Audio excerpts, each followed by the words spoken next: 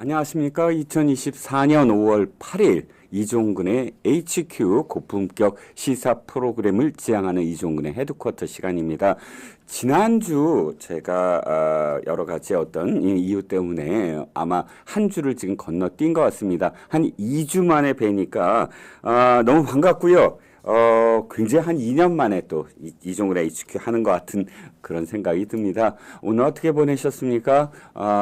카네이션이 상징되는 바로 어버이날이지요. 어버이날에 많은 분들이 또 섭섭해하지요. 왜냐하면 뭐 쉬는 날이 아니기 때문에 찾아뵙기도 참 힘들고 그래서 아마 지난 일요일 날 또 많은 분들이 어버이날 행사를 또 치는 것 같습니다. 뭐 모시고 좋은 것도 만난 것도 또 이렇게 그 사드리고 했을 겁니다. 사실 어머님 아버님은 그러셨을 거예요. 저도 잘 못하지만 이 1년에 한 번씩 이렇게 찾아뵙고 만난 거 먹으러 다니고 또 좋은 것 보러 다니고 하는 것도 좋지만 평소에 전화 한 통화를 더 기다리시는 게 어머님, 아버님의 마음일 것 같습니다. 자, 이종근의 HQ 이제 시작을 하겠습니다. 오늘의 아시아투데이, 오늘의 아투 일면 톱으로는 요즘 아시아투데이가 계속 연재를 하고 있지요. 대한민국 갈등을 넘어서 통합으로라는 그 연재 기사 중에 하나였습니다. 의료 갈등과 관련돼서 아프면 서울로 원정 진료 연 2조라는 제목입니다. 네. 제목이 지금 시사하듯이 출구 없는 의정 갈등이 이어지고 있는 가운데 사실 전 국민이 모두 다 고통을 느끼고 있지요. 하지만 상대적으로 봤을 때 지금 필수 의료의 지역 격차가 더 심해지면서 의료 갈등으로 말미암아 수도권이 아닌 비수도권에 계신 분들이 더 많은 고통을 느끼고 있을 겁니다. 관련해서의 이 현실에 대해서 또 그것을 어떻게 하면 지금 갈등을 해소할 수 있을까에 대해서 아시아투데이가 지금 분석과 진단과 그다음에 해법을 지금 제시하고 있는 기사입니다.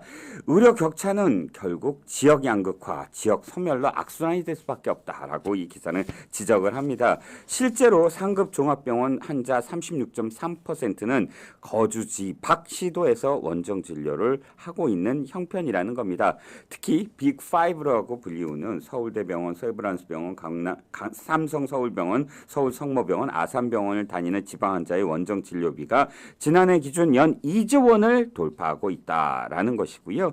국립중앙의료원의 보건의료 통계를 보더라도 2021년 기준 상급 종합병원 환자 가운데 거주 광역시도 상급병원 종합병원을 이용한 비율은 63.7%였고 나머지 36.3% 즉 3명 중 1명 이상이 타 시도에서 진료를 받았다라는 것입니다. 연 2조 원이라고 한다면 비수도권 환자 빅5 병원 의료비 총액만 따지더라도 2022년에 140%나 증가했다는 것이고요. 결국은 이런 그 부담이 날이 갈수록 심화되고 있고 특히나 의정 갈등으로 더 고통스럽게 이어지고 있다는 것이고요. 물론 어제 오늘의 일이 아닌데 점점 더 의료 격차가 이제 심각해지고 있다는 겁니다.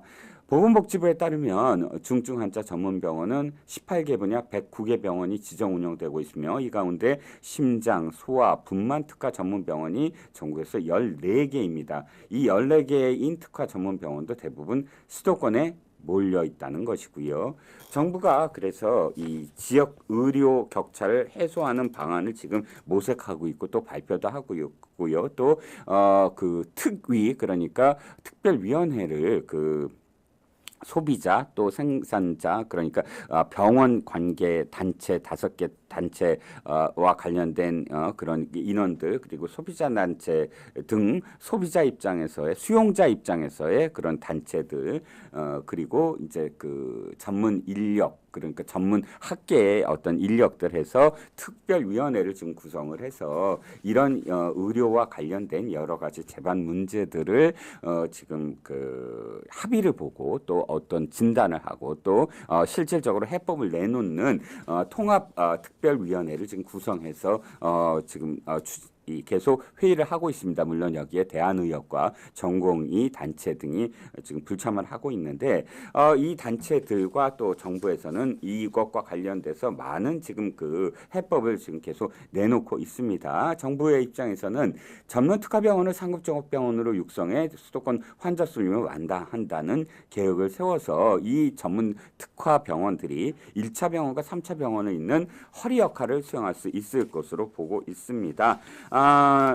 아시아투데이를 찾아보시면 의료 갈등과 관련돼서 어떻게 통합을 할 것인가라는 기사가 자세히 나오고 있고요. 물론 이 모든 그 내용의 핵심은 의료 갈등이 빨리 해소가 돼야 된다. 그리고 전공의들이 복귀를 해야 된다. 그리고 정부의 의대 증원 문제는 전 국민의 거의 한 80% 이상이 찬성하는 문제다라는 것을 의사들이 좀 인지를 하고 대승적인 견지에서 이것을 받아들여야 된다라는 게 전제가 돼야 될 것 같습니다. 이런 와중에 또 하나의 기사가 기가 막히게 그 타이밍이 딱 맞물리고 있네요. 이재명 대표 이번 주 서울대병원 입원 재판 연기 신청 예정. MBC 기사입니다. 이재명 대표가 갑자기 병원에 입원한다는 소식 들으셨을 겁니다. 그런데요, 보니까 병명 뭐 구체적으로 밝히지 않고요. 그런데 MBC는 조금 자세하게 얘기를 하고 있거든요. 지난 1월 흉기피 수사건 때 정밀 검사를 하다가 건강 이상이 발견돼서 이번에 일주일 동안 치료를 한다라고 전해지고 있습니다. 그런데요, 의료 갈등 때문에 췌장암 환자까지도 가장 다급한 정말 환자까지도 지금 진료를 못 받고 있다라는 기사 한번 찾아봐 주시죠. 그런 기사 있습니다. 췌장암 환자만이겠습니까? 암 환자의 상당 상당 부분이 지금 실제로 진료를 못 받고 있다. 의정 갈등 때문에. 그리고 웬만한 어떤 그런 환자들 지금 서울대병원을 비롯해서 뭐 이 빅5 병원에 입원 자체가 불가능한 상황입니다. 이 고통은 날이 갈수록 심각해지고 있고요.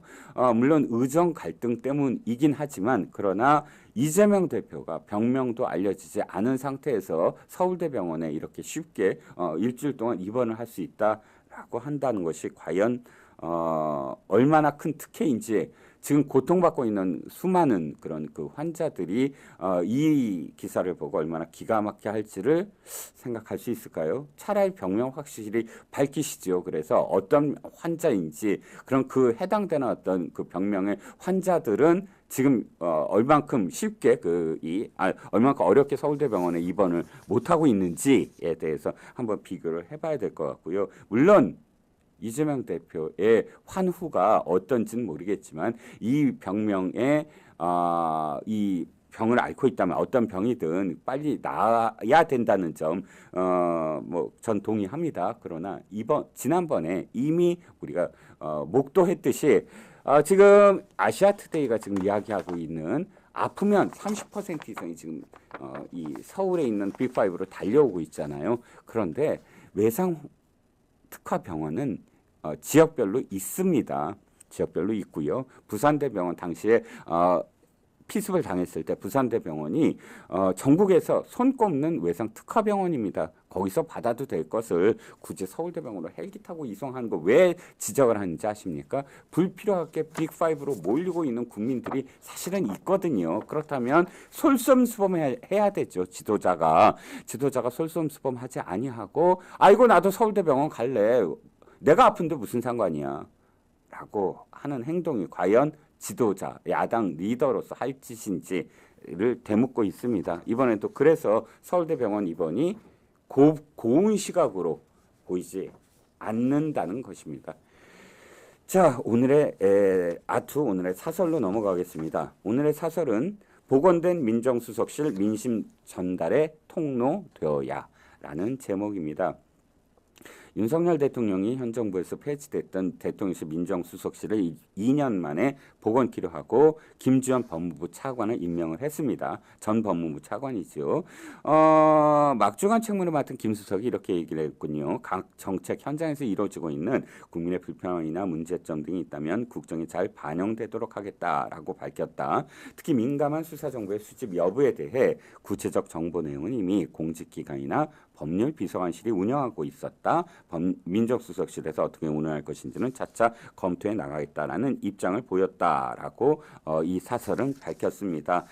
이 사설은 이어서 민정수석실이 다시 설치된 건 총선 과정에서 드러난 민심 파악 실패와 소통 부족의 문제를 해소하려는 방안인데 그동안 정치권과 언론에서 꾸준히 지적했던 문제이고 지금이나마 민심 정치에 나선 건 다행한 일이고 또 김대중 전 대통령의 역기능을 우려해서 민정수석실을 두지 않았는데 2년 만에 다시 설치한 일도 지금 다시 언급을 했습니다. 그런데요.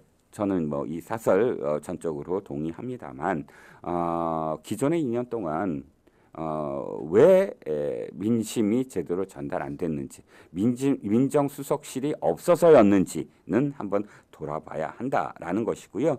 또 이 사설에도 마지막에 이렇게 얘기했습니다. 후반기 사정 강화하는 오해가 없도록 민심 청취와 소통 강화에 전념해야 한다라고 지적도 했습니다. 부디 우려하고 있는 이렇게 오늘의 아투의 마지막 사설 마지막 부분 역시 우려하고 있는 부분이 있지 않습니까? 우려되는 부분을 민정수석 신임 민정수석이 어떻게 해소해야 하는지에 대해서 답도 알고 있을 것으로 믿습니다. 부디 그런 오해가 없도록 이 민심 청취의 본연의 기능을 되살리길 저도 바랍니다. 자, 오늘의 작전 명령으로 넘어가겠습니다. 오늘의 작전 명령은 이겁니다. 여의도 차르 이재명 서초동 접수 작전을 분쇄하라. 이겁니다. 자, 여의도 차르 이재명. 이 여의도 차르라는 제목을 제가 왜 달았냐면 김민정 교수가 그랬죠. 아니죠. 참 전혁 전 의원이 이렇게 표현했군요. 여의도 대통령이 따로 있구나라고 이제 표현을 했는데 저는 여의도 대통령이 아니라 이재명은 이제 여의도 짜르다라고 표현하고 싶습니다. 이미 러시아에서는 짜르로 즉위식이 열렸죠. 푸틴이 거의 뭐 종신 그 대통령으로 지금 임명 스스로 셀프 임명을 받았습니다.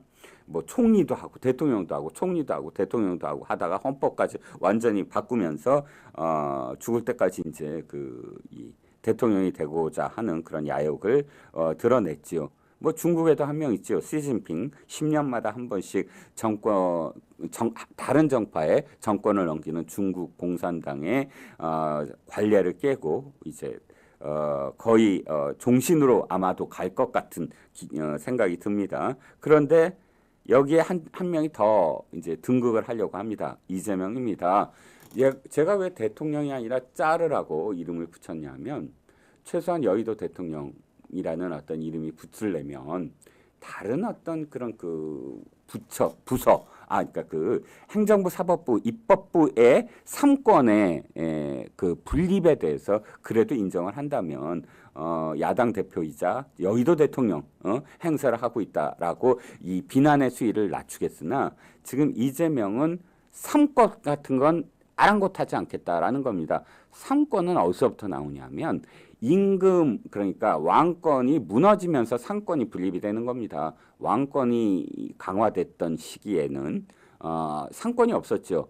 왕이 사법권과 입법권과 입법이라는 이름이 있을 수 있을까마는 어쨌든 뭐 행정권 모든 것들을 다 내 마음대로 할 거야라고 할 수 있었던 시대가 바로 절대 왕권 시대입니다. 그런데 절대 왕권이 무너지기 시작하면서 의회가 생겨나고 사법부가 근대 법률 체계가 생기면서 사법부가 생겨나고 하면서 행정과 입법부와 사법부가 완전히 분리가 되죠. 서로 견제를 할 수 있게 만들어 놓은 겁니다. 그런데 이재명은 입법부의 야당 대표에 불과한데도 불구하고 지금 처분적 법률 이라는 그런 용어를 사용하면서 아예 대통령 행정부만 가질 수 있는 그런 그 행정부가 가질 수 있는 권한을 자신이 아예 행사를 하려고 합니다. 그게 처분적 법률이라는 이름인데요. 처분적 법률이라는 게 뭐 어렵게 들리시겠지만 법률의 예외 조항입니다. 그러니까 특정한 그런 그 이 대상, 특정한 인물, 특정한 시기 이렇게 특정을 해서 무엇인가 자신 그러니까 그 입법부가 하는 대로 자기네들이 그러니까 정부의 어떤 동의 없이 이 국회가 아예 자신들 마음대로 할 수 있다라는 게 이제 처분적 법률이라는 것인데 이를테면 1인당 25만 원이라는 것. 그러니까 그것을 지급하는 건 전적으로 행정부의 권한입니다. 행정부가 가질 수 있는 권한은 예산을 집행할 수 있는 권한이거든요.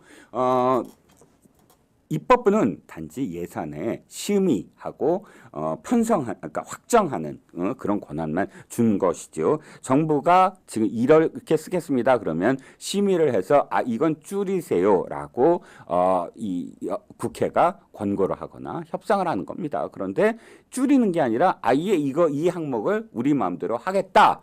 라고 한다면 그건 예산 편성권을 완전히 침해하는 것이고 행정부가 존재할 이유가 하나도 없다는 겁니다. 이렇게 행정부가 가질 수 있는 가장 큰 권한인 예산의 편성권, 예산의 집행권을 아예 자기네들이 가지려고 하는 것. 두 번째는 사법부입니다. 사법부야말로 완전히 행정부와 입법부가 절대로 넘어서는 안 되는 그런 권력입니다. 하지만 이재명의 민주당은 뭐라고 하죠?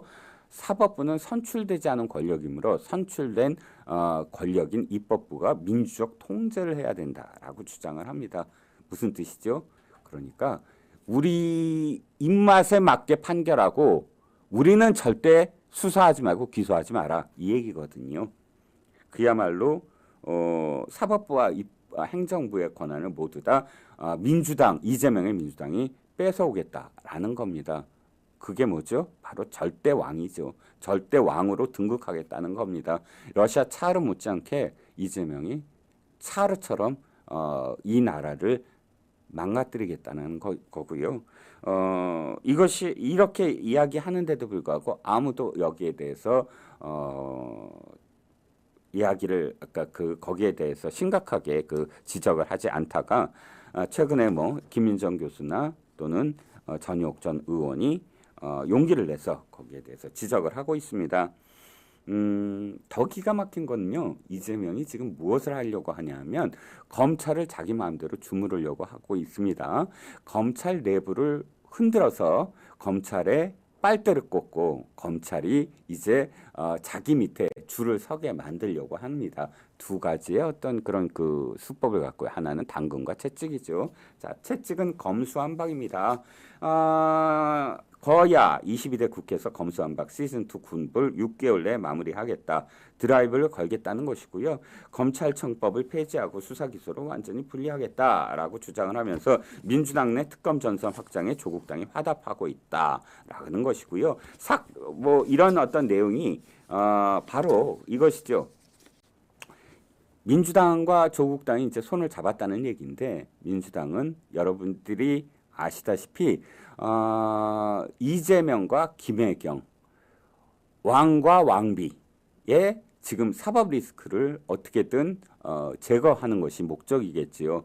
솔직히 말씀드리면 이재명은 다음에 대통령이냐 다다음에 대통령이냐 그거보다 자신의 사법 리스크를 어떻게 제거하는 리스크를 제거하는데 혈안이 돼 있습니다. 그렇기 때문에 6개월 내로 검찰을 흔들어 버리면 사법 리스크 따위는 완전히 신경 안 써도 된다라는 것이고요. 조국 역시 마찬가지입니다. 조국의 지금 원내대표라는 자, 황운하라는 자도 역시 지금 2심 재판 중이지요. 그러니까 황운하나 조국이나 전부 다 재판을 받고 있고 재판 결과가 이제 완성이 될 겁니다. 지금 이들은 검찰만이 아니라 사법부한테도 계속 지금 신호를 보내죠. 판사를 탄핵할 수 있다. 그러므로 판사나 검사나 우리 발밑에 있어라. 우리를 건드리지 마라. 라는 그런 신호를 보내고 있습니다. 이런 어떤 신호가 여러 가지 어떤 형태로 지금 나타나고 있는데 이재명 이제 또 이렇게 지금 아마 기획 퍼포먼스를 지금 벌이고 있지요. 장경태라는 자가 유튜브 채널 뉴탐사 장시호 녹취록 뭐를 아마 트는 것 같습니다. 그래갖고 그 당시에 장시호 씨가 뭐 2017년 장시호 씨 아시죠? 최수원 씨 조카 국정농단 관련 재판 당시 상황을 지인에게 설명하는 어떤 내용이다라고 하면서 이재명이 이렇게 얘기합니다. 얼마나 간이 부었으면 검사인지 깡패인지 알 수 없다. 즉 검사가 악마이다. 검사는 모든 사건을 다 조작하는 존재들이고 그리고 위증을 시키고 그리고 이렇게 그 모해 위증 그러니까 지금 장시호가 검찰에 회유당해서 여러 가지 어떤 증언들을 검찰이 시킨 대로 했다라는 걸 지금 주장하고 있는데 왜 이러겠습니까? 당연히 이화영 재판을 지금 이야기하는 겁니다. 이화영 재판이 이제 곧 6월 7일이면 이화영의 1심 재판이 선고가 되고요. 구형을 15년을 했는데 아마도 3분의 2, 10년 이상이 나올 것 같다라는 법조계의 예상입니다. 그게 만약에 그 10년형 이상이 된다면 그리고 재판장이 그 안에 공범인 그러니까 주범이죠. 왜냐하면 이런 모든 것들이 대북 송금에 이익을 보는 사람이 누구냐는 거예요. 지금 대북 송금에 이익을 보는 사람이 이화영은 김성태다. 김성태가 지금 대북 송금에서 자신들의 어떤 그런 회사의 주가를 주식의 어떤 그런 이익을 보는 것이죠. 주가가 튀었으니까 높이 올라갔으니까 그렇게 주가와 관련된 그런 이익을 보려고 했다거나 혹은 앞으로 실질적으로 북한과 무슨 사업을 벌일 수 있는 그런 특혜를 받기 위해서 당시에 돈을 보냈다라는 겁니다. 근데 여러분들 아시다시피 가능한 일입니까? 현대도 사실은 실패한 그 거대한 정주영의 현대도 사실 실패한 대북 사업이에요. 아시잖아요. 그것 때문에 현대그룹의 본류인 현대산업개발부를 비롯해서 현대그룹의 그 본류가 얼마나 지금 쪼그라들었는지 뭐 다른 어떤 현대자동차나 뭐 현대중공업이나 여러 분리됐던 다른 그런 그 회사들에 비해서 현대는 완전히 지금 망했죠. 왜 망했습니까?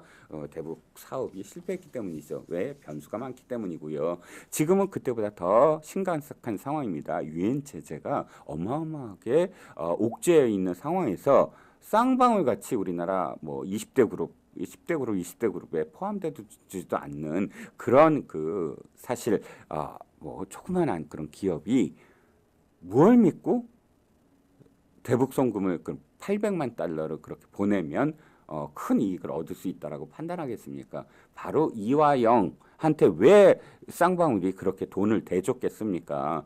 이화영의 그런 내연녀라고 하는 사람까지도 그렇게 돈을 받게 해줬겠습니까? 딱 한 가지죠. 이화영이 경기도 평화부지사였고 또 당시에 이재명이 북한에 가기 위해서 혈안이 돼 있었고 왜요? 바로 문재인이 북한과 관련해서 북한에 넘어가서 뭐 평화회담이라고 하는데 자기만 쏙 빼놨거든요. 박원순과 그 다음에 강원도지사는 데려갔는데 자기만 쏙 빼놨거든요. 왜 빼놨겠습니까? 2017년도 이 대통령 선거에서 아주 치열하게 싸웠거든요. 2012년 선거에서도 그렇고요. 2012년 선거에서도 정말 치열하게 싸웠죠. 그러니까 서로 헐뜯고 2012년 때 이재명이 이 문재인의 아들 왜 수사 안 하냐라고 치받고 이런 것들이 친문 그룹 특히나 문구로소리한테 눈밖에 나서 2018년도에 엄청나게 이재명을 탈당시켜라 제명해라 난리가 났고요. 그때 당시에 그런 기류 때문에 이재명을 안 데려갔죠. 북한에 평양에 거기에 정말 뚜껑이 열린 이재명이 내가 독자적으로 갈 거다라고 이화영을 시켜서 대북 송금을 보고를 받고 하면서 이루어진 일 아닙니까? 그건 뭐 자명하게 모든 그런 그 기사들이 다 그렇게 그 입증하고 있고요. 그런데 이재명은 나는 몰라요. 이화영이 한 일이고 이화영이 그렇게 지금 그 쌍방울로부터 돈 받은 사실조차도 몰랐다. 그런 사람인 줄은 진짜 몰랐다라는 이야기까지 하지 않았습니까? 그런데 지금은 민주당의 많은 의원들이 이화영 씩씩하게 지금 잘 버티고 있다라고 응원도 하고요. 왜? 이화영이 버텨줘야 이재명이 살기 때문이죠. 그러니까 지금 다시 돌아와서 지금 장시호가 갑자기 또 왜 여기 등장을 합니까? 최서원의 조카, 그 최서원의 일가를 그렇게 증오했던 사람들이 장시호를 다 갑자기 또 끌어내서 장시호가 마치 위증한 것처럼 검찰에 그 모해 위증을 한 것처럼 지금 표현을 하고 있죠. 그러니까 이화영의 술자리 회유, 이 가짜 뉴스를 또다시 해서 지금 위증을 시켰다. 이화영을 그걸 부각시키기 위해서 이렇게 또 정치 쇼를 벌이고 있습니다. 이 모든 것들은 여의도 짜르가 서초동을 접수한다. 즉 검찰을 흔들고 있다라는 겁니다. 검찰을 흔들어서 이득이 어떻게 있죠? 검찰 밑 안에 있는 많은 그런 많을지 않을지 모르지만 총선 결과를 봐라. 서초동이 지금 메시지를 보내는 겁니다. 총선 결과를 봐라. 총선에서 이미 우리가 완전히 지금 권력을 장악을 했다. 지금 윤석열 정부는 이미 레임덕이다. 누구한테 줄을 서야 되느냐? 나한테 줄을 서라.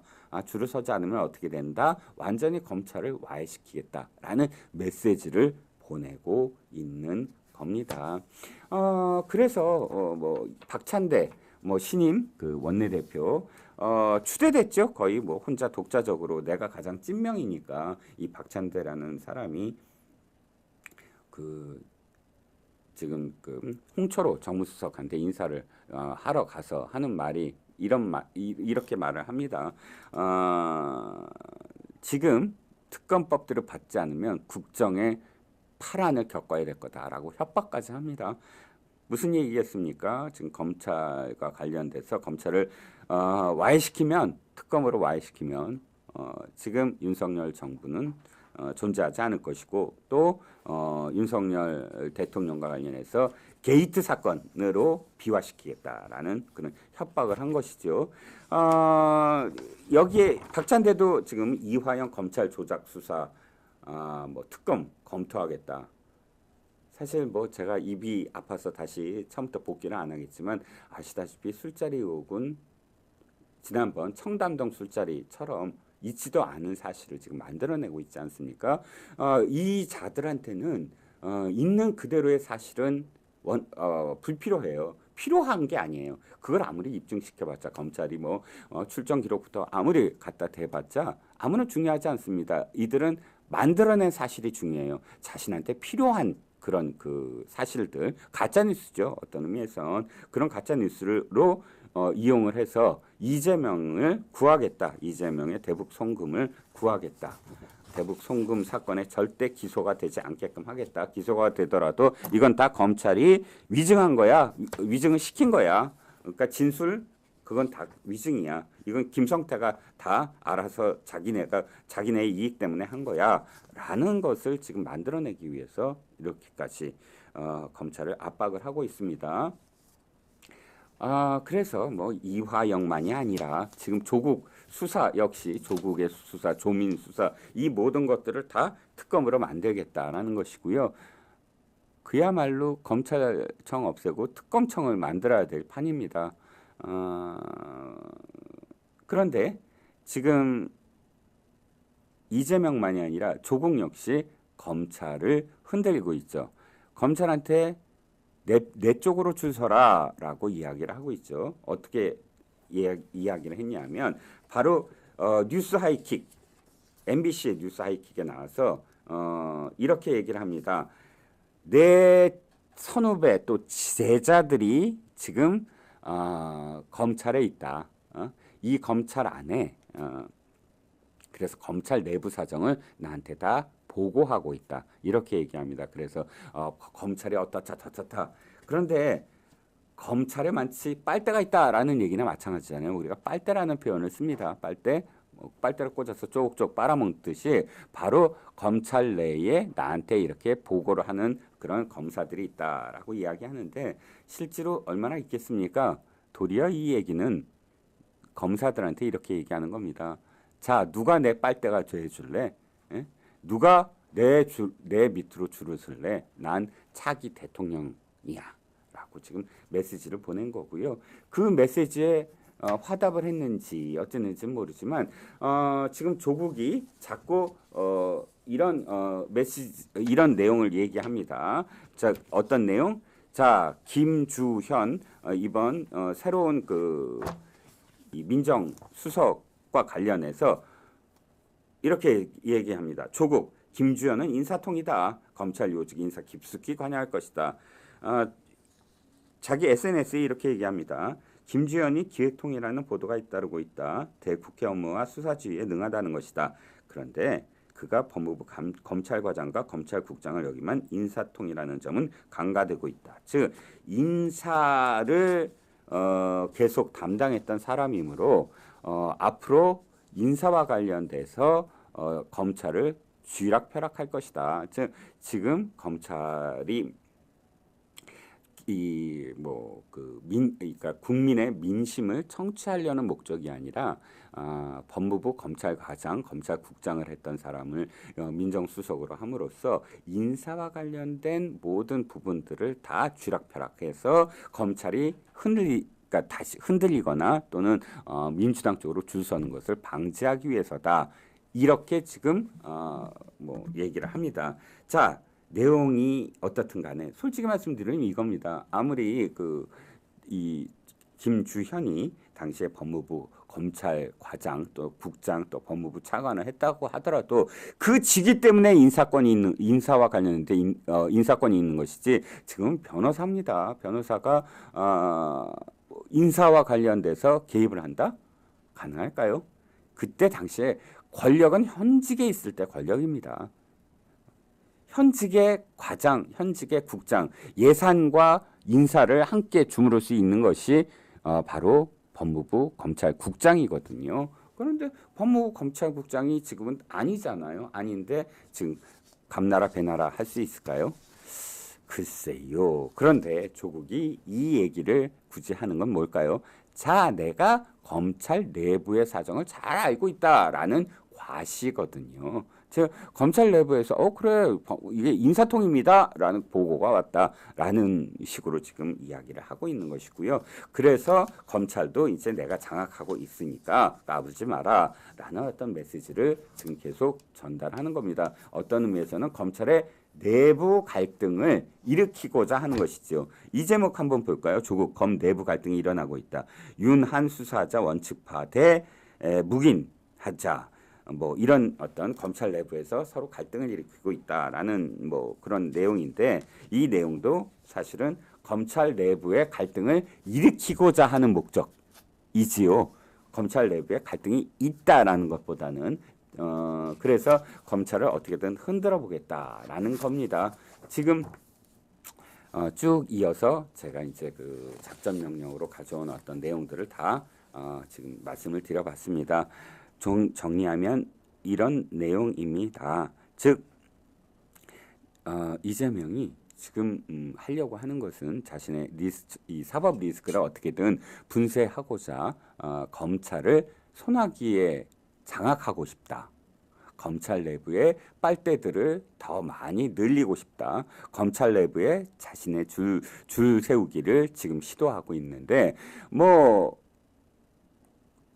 이런 어떤 줄 세우기와 그다음에 검찰을 흔들어서 이 탄핵을 시키는 그러니까 채찍과 당근을 동원을 해서 검찰을 완전히 분쇄하고자 하는 그런 작업을 하고 있다라는 겁니다. 이것만 되면 나의 사법 리스크는 날개에 돋친 듯 사라질 거다. 이재명이 가장 두려워하는 건 뭐겠습니까? 바로 대북송금 기소와 대북송금 재판이에요. 지금까지 있는 대장동은 벌써 증인을 410명을 더 추가로 한다고 하죠. 그것이 채택이 되면 대북 그러니까 대장동은 아무도 3년이 아니라 30년 동안 계속 이어질 것 같다라는 법조계 얘기고요. 그 선거법 위반이나 뭐 위증 관련된 위증교사 아무리 나와도 80만 원 이상은 안 나올 거다. 뭐 이런 식의 이야기까지 나옵니다. 절망적입니다만. 그러니까 대북 송금만큼은 쉬운 문제가 아니거든요. 그래서 대북 송금은 어떻게든 지금 막아내겠다. 그래서 검찰을 완전히 와해시켜 버리겠다라는 지금 전략을 펴고 있다는 겁니다. 이 부분과 관련돼서는 제가 다음에 또 더 자세하게 여러분들한테 취재를 통해서 말씀을 드려보겠습니다. 자, 오늘 새로운 코너를 제가 또 만들었습니다. 시사 AS, 시사 아프터 서비스. 시사 문제가 굉장히 이렇게 크게 이제 이야기됐는데 또 다른 보완된 어떤 기사들이 나와도 그냥 지나가는 일이 많습니다. 왜냐하면 지금 우리나라는 워낙에 다이나믹 코리아이기 때문에 너무나 많은 이슈들이 새롭게 계속 터지니까 지난 이슈와 관련된 소식들이 나와도 묻혀버리는 경우가 많거든요. 제가 시사 아프터 서비스, 시사 AS를 가져온 건 바로 묻혀서는 안 되는 그런 이야기들은 꼭 짚고 넘어가야 되겠다라는 생각으로 갖고 왔습니다. 오늘 시사 AS 첫 번째는 이겁니다. 대장동 변호사 김동아 학폭 피해자 또 등장하다라는 겁니다. 아마 MBN이 특종으로 한 기사 기억하실 겁니다. 김동아라는 아시죠? 김동아라고 해서 서대문 갑 당선인이고 학폭과 관련된 MBN의 특종이 있었지요. 당시에 MBN은 3명의 증언자와 1명의 피해자의 입을 통해서 상당히 자세하게 당시의 어떤 그 상황들을 묘사를 하면서 이 MBN이 이렇게 얘기했습니다. 오랜 취재를 통해서 보도한다라고 리드에 시작합니다. 오랜 취재라는 건 그만큼 철저하게 취재를 했다는 얘기고요. 그렇기 때문에 사실상 당선인 신분의 당사자의 한테는 사실 뭐 어떠한 그런 기사들 그러니까 실제로 어떤 문제점이 있을 때도 일단은 조금 기다립니다. 당선인 신분이기 때문에. 왜냐하면 이미 전쟁을 치렀잖아요. 전쟁 통해 상당히 많은 네거티브 보도들이 나와서 일단 당선인 이후에 배지를 단 이후에 다시 이제 제대로 어떤 보도를 하는데 당선인 신분의 어떤 문제점을 정면으로 이렇게 그 돌파를 하겠다는 건 그만큼 이 사회적인 어떤 그런 그 이슈 그러니까 국민적 상식으로 납득이 가지 않는 정도의 사안일 때 이건 보도를 해야만 한다라는 공익적 목적으로 보도를 하는 경우가 있습니다. 지금 바로 이 MBN이 그런 상황인데요. 자, 지난번 그 기사 잠깐 뭐 소개를 하면 굉장히 괴롭힘을 재학 시절 내내 당했고 매일 친구한테 시달리고 만나면 등을 주먹으로 치고 해서 척추까지 아팠다. 뭐 이런 식의 어떤 내용들이었고요. 또 증언한 사람들도 다 여러 가지를 목도했다라는 겁니다. 증언자들이 뭐 B, C, D 이렇게 이어지면서 이 증언에 대한 어떤 신빙성을 굉장히 높였던 첫 번째 보도를 기억하실 겁니다. 제가 아프터 서비스라고 왜 갖고 왔냐면 두 번째 증언이 나왔다는 거고요. 하도 지금 다른 어떤 그 이슈들에 묻혀서 이것이 크게 지금 보도가 그러니까 확산되지 않고 있는데 자, 두 번째 증언입니다.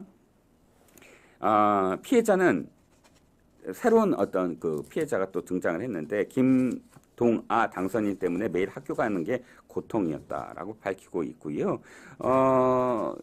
신체적인 어떤 약점을 잡아서 놀리고 또 야간 자율학습 시간에 자신을 불쾌하게 했다는 이유로 다른 친구를 다리를 내리 찍는 것까지 목도했다라고 하고요. 아이의 육성으로 이렇게 지금 보도를 합니다. 그냥 마음의 상처였다. 그냥 계속 이렇게 괴롭힘 당하고 얼굴 보기가 싫어졌다라고 하고요. 사과를 한다 그러면 어떻게 할 거냐라는 질문에 이제 와서요 안 받아줍니다. 이 시대라면 아마 제가 봤을 때 학폭위가 열리지 않았을까요? 요즘 애들이 맞고 삽니까? 즉 자신의 시대에는 학폭위가 없었다는 것이고요. 물론 김동완은 취재에 왜곡이 있다, 사실무근이다라는 취지로 반론을 했습니다. 지금 MBN이 또 다른 꼭지로 취재 경위에 대해서 밝히고 있습니다. 그러니까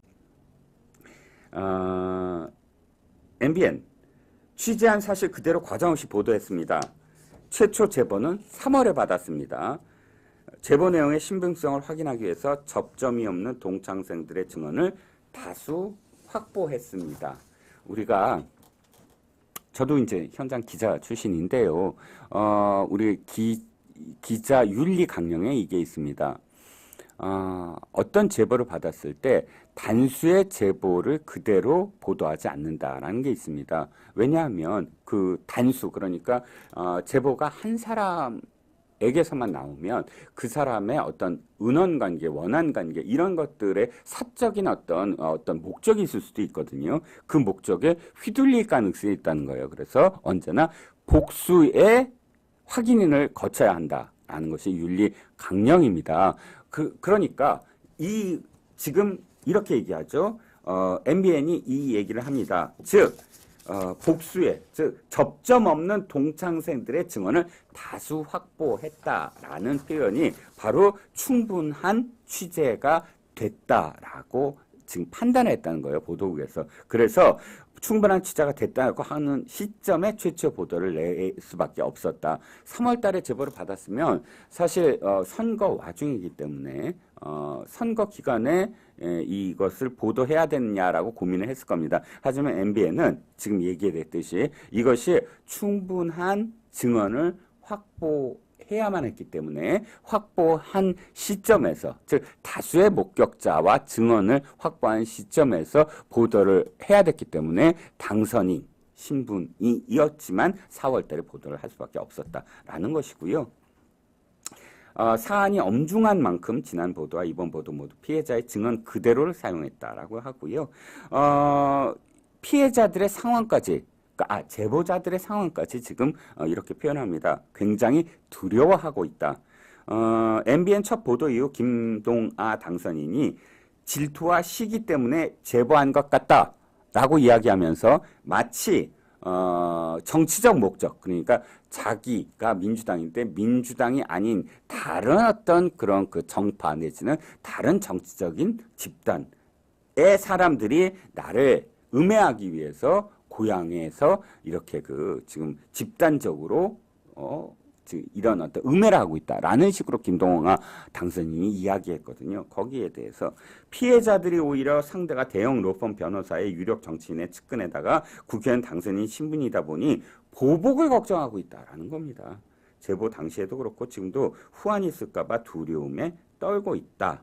이런 상황에서 제보자들이 거짓 진술로 얻을 실익이 없다고 판단했다라는 겁니다. 실제로 기자가 취재하는 과정에서 제보자들이 어떤 상황인지 판단할 거 아닙니까? 만약에 김동완 당선인이 표현한 대로 어떤 특정 정파의 음해라고 한다면 이 사람들이 이렇게 떨 이유가 없죠. 왜? 특정 정파가 또 보호해 줄 거 아니에요? 뒤에 변호사들도 될 수도 있고요. 그런데 실제로 봤더니 그게 아니라 실질적으로 이 사람들은 두려움에 떨고 있다라는 거고요.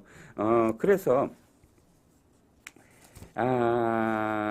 양당, 지금 MBN의 기자는 이렇게 얘기합니다. 민주당과 국민의힘 모두 학폭, 즉 양당 모두 학폭 가해자에 대해 공천 원천 배제 방침을 밝혔는데 김동아 당선인은 이 공천 과정에서 이 사실이 드러나지 않았다고 해서, 또는 모르죠. 민주당은 알았는데도 불구하고 대장동 변호사라는 이유 하나만으로 그것을 덮었을 가능성도 전 배제할 수 없다고 생각을 합니다. 이런 상황에서 김동아 당선인이 국회에서 활동하면 논란은 더 커질 것이다. 변호사다 보니 법사위로 배치되면 이런 교육위에서 올라온 법률안을 검토하겠다 하니 이것이 적절한가라고 고민을 했다라고 합니다. 그렇기 때문에 지금 MBN은 마지막으로 이렇게까지 밝히고 있습니다. 제보자 모두 언론 노출을 극도로 꺼렸다.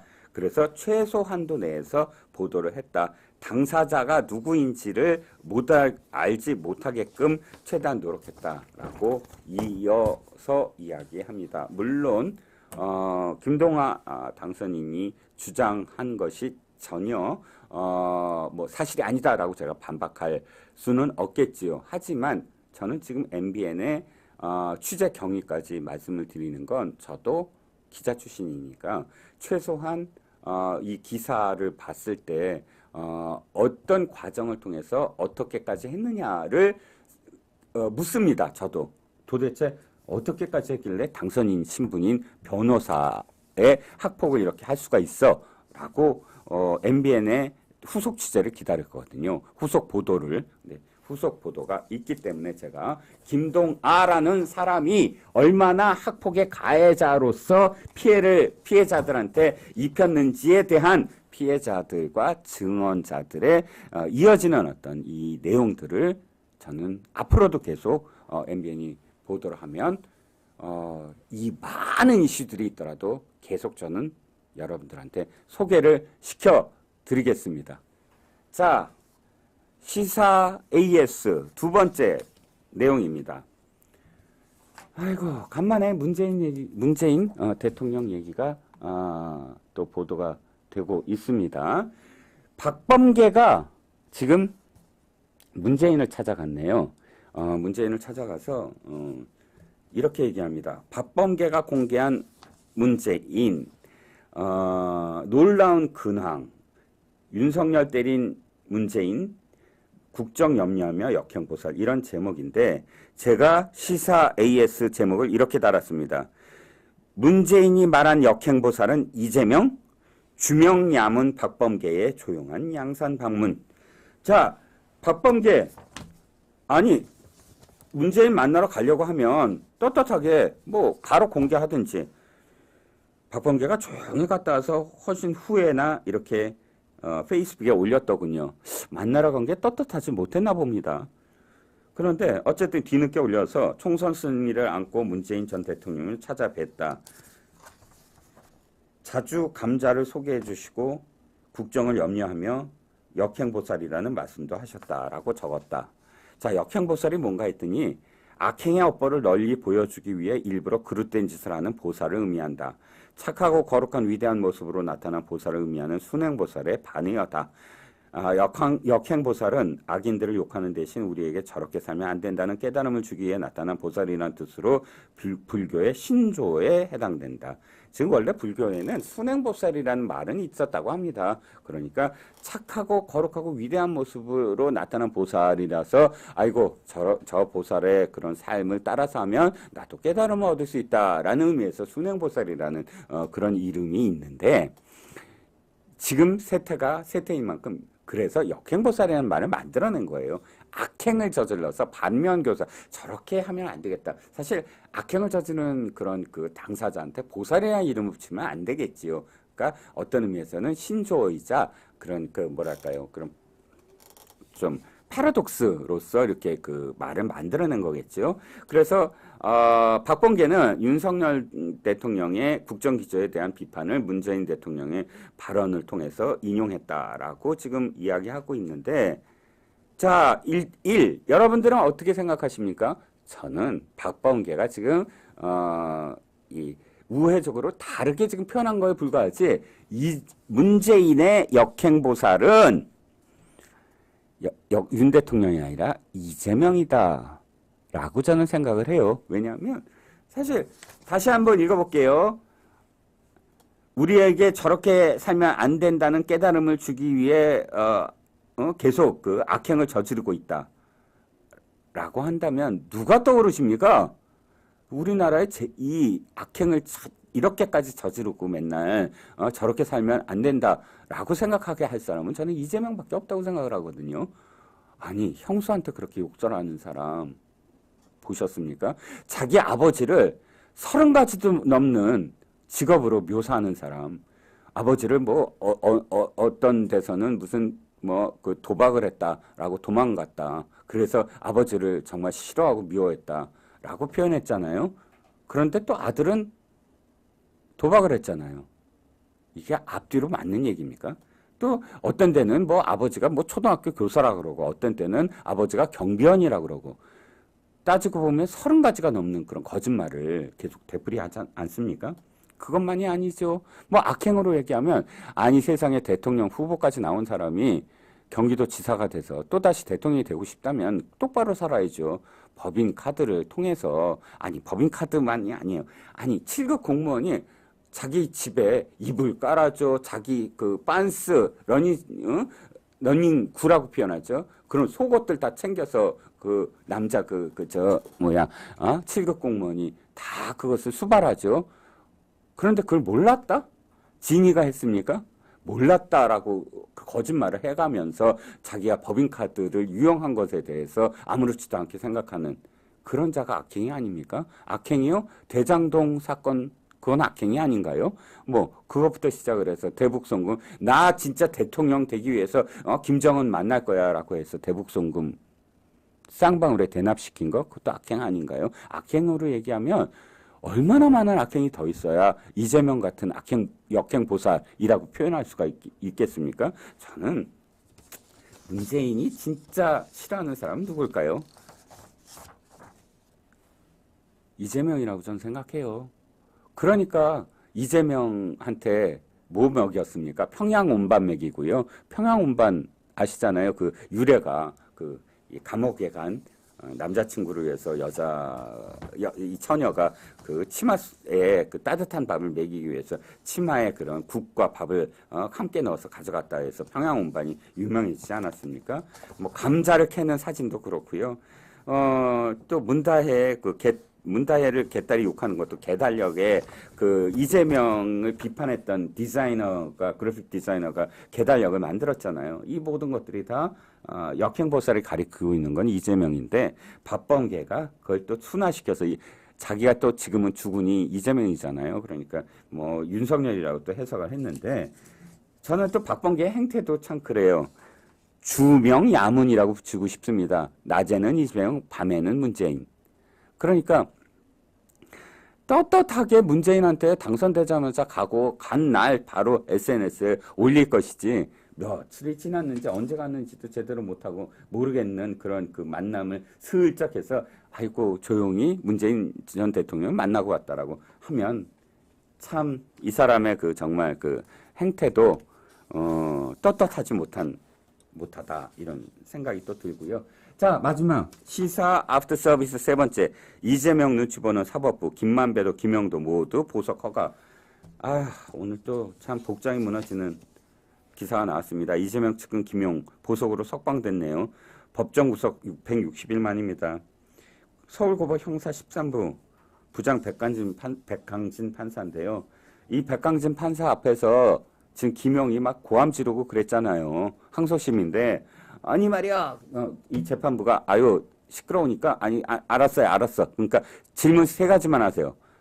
5개 질문을 하면서 뭐 전임 재판부도 그냥 비판을 하고 그 목소리 높인 김용을 보석으로 석방해 줬네요. 뭐 기사 읽고 싶지도 않습니다. 어쨌든 글쎄요. 총선 결과 끝나고 나서 사법부도 또 검찰도 탄핵할 수 있다. 민주적 통제를 할 수 있다라는 그 목소리에 사법부가 흔들렸나요? 알 수 없습니다만 어쨌든 마지막에 시사 애프터 서비스는 좀 씁쓸한 내용이었습니다. 자, 오늘 준비한 이종근의 HQ 상당히 많은 지금 내용들을 준비해 와봤습니다. 이제 하루하루 많은 어떤 이슈들이 쏟아지고 있습니다. 그리고 여의도 짜르 이재명은 짜르 흉내를 내면서 자신이 마치 조선시대의 왕인 양 모든 권력을 다 행사를 하려고 합니다. 하나 더 있더군요. 민주당의 초선 의원들을 향해서 또 의원들을 향해서 당론 안 지키면 어떻게 되는지 응? 이제부터 봐라. 당론은 무조건 당론으로 결정된 건 무조건 지켜라 라는 얘기를 했습니다. 우리 그 정치학에서 이런 얘기가 있습니다. 국회의원 뭐 기속주의냐 자유위임이냐.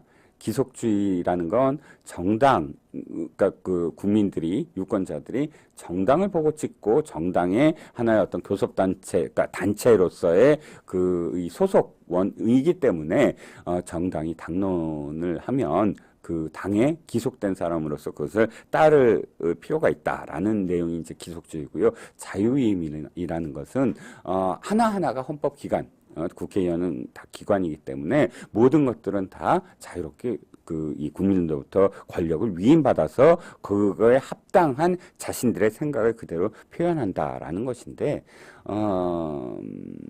당론을 무조건 따라야 된다면 어떤 결과를 낳겠습니까? 바로 개딸들이 좌지우지하는 정당이 됐잖아요. 개딸들은 또 이재명이 좌지우지하고 있고 마치 이재명은 아이고 우리 당원들의 뜻에 따릅니다 라고 하지만 그 당원들은 누구 뜻에 따르겠습니까? 이재명의 뜻에 따르는 거죠. 결국은 이재명의 뜻 그대로 따르지 않으면 안 된다라는 그런 그 이야기인데 바로 기속주의더라도 이렇게 얘기하고 싶어요. 정당의 민주주의가 있다면 충분한 토론과 충분한 숙려를 통해서 정당하게 당론으로 결정이 된다면 그 당론에 대해서는 기속주의에 대해서 한번 생각해 볼 수 있습니다. 하지만 지금 이재명의 민주당은 어떻게 됐죠? 정당하게 토론을 할 수 있는 상대 정파의 사람들을 모두 다 학살시켜 버렸잖아요. 이제 그 안에는 이재명을 따르는 사람들밖에 공천을 주지 않았잖아요. 그러면 이 안에 토론이 있습니까? 만약에 이재명이 어떤 얘기를 했을 때 거기에 대해서 그렇게 하면 안 됩니다라고 이야기할 사람이 있습니까? 없잖아요. 그러면 이재명의 뜻이 무조건 그냥 관철되는 것이 민주주의입니까? 아니잖아요. 그러면 그 당론이 과연 옳은 정당 민주주의를 통해서 만들어진 당론입니까? 아니잖아요. 그런데 이재명의 뜻대로만 펼쳐지는 것이 바로 당론이라면 그 당론을 따라야 되는 것이 옳은 것입니까? 다른 어떤 뜻을 갖고 있는 사람들은 끽소리도 못한다면 공산당과 마찬가지입니다. 공산당은 이렇게 하죠. 표결 그러면 그냥 당원장 딱 들고 끝. 근데 99% 100%가 모두 다 찬성을 하잖아요. 그걸 그대로 만들겠다고 합니다. 헌법에 위배되는 거죠. 헌법에는 국회의원들에게 자유롭게 투표할 수 있다. 있어야만 한다라는 내용이 있습니다. 바로 이재명은 짜르 중에 짜르의 지금 권력을 휘둘리려고 하고 있습니다. 국민들이 또는 유권자들이 아무리 선거 결과를 그렇게 했다고 하더라도 그 선거 결과를 무조건 다 옳다라고 하는 것이 아니라 이렇게 했는데 민주당은 도대체 무엇을 하고 있느냐고 되묻고 민주당에 대해서 올바른 방향으로 따끔한 질책과 비판과 또 제대로 야당 역할을 할 수 있도록 목소리를 높여야 되지 않겠습니까? 5월 8일 이종훈의 HQ 문을 닫겠습니다. 더운 5월 예고되고 있는데요. 덥더라도 5월이다. 5월은 푸르다. 한번 5월을 즐겨보자. 가는 그런 봄을 만끽해보자라는 마음으로 하루하루 즐겁게 맞이하셨으면 하는 바람입니다. 다음 주 뵙겠습니다. 이종훈의 HQ였습니다.